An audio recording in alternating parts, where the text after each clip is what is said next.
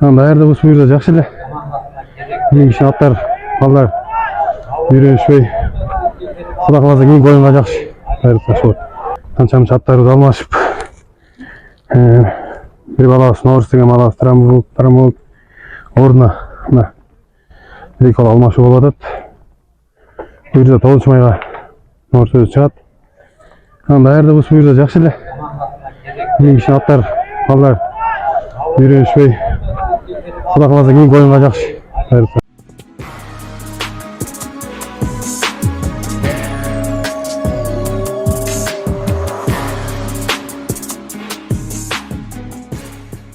Bir ayga жакын убакыт дайындандык. Аттарыбыздын азыр бир жарымы жаңы ат десек болот. Жарымысын жаңылаттык аттарды. Оюнчуларда дагы жаңы оюнчулар бар. Жылдагы ынтымактан быйыл бир аз өзгөчөлүгү бар да командада. Мыкты деген клубтардын бири да. Булар да эң мыкты деген команда. 19-да буюрса эми жакшы оюн болот деп ойлойбуз.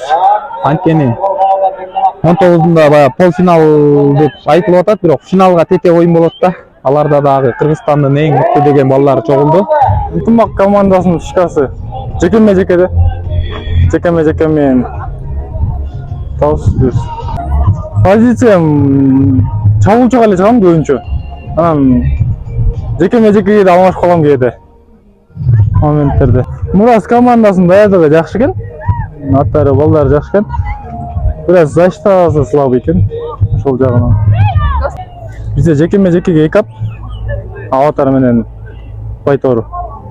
Танго буюрса ишенип атат алып берет деп. Суктун составы аябай эле күчтүү. Бүт баары Курс лигада ойнап жүргөн балдар баары күчтүү балдар. Эми буюрса баары Алладан.